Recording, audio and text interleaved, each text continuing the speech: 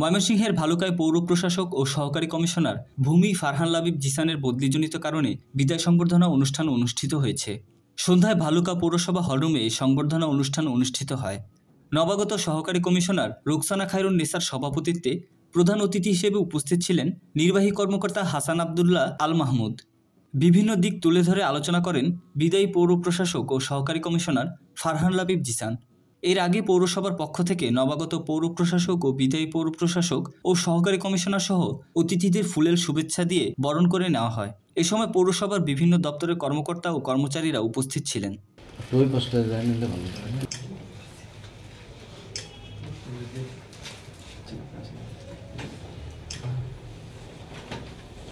আমার খুবই ভালো লাগছে যে আমার একজন জুনিয়র সে এত ভালো কাজ করেছে, যেটা আপনারা প্রত্যেকের বক্তব্যে বলেছেন। তো এটাই হচ্ছে যে ভালো কাজ করলে মানুষ আসলে স্বীকৃতিটা দেয়। আমরা মানুষের সেবা দিতে পারি এবং আরো বেশি কি বলবো, আমাদের পৌরসভা প্লাস উপজেলাটাকে আমরা আরো বেশি মানুষের কাছে নিয়ে যেতে পারি। পৌরসভার কিন্তু অসম্ভব ক্ষমতা।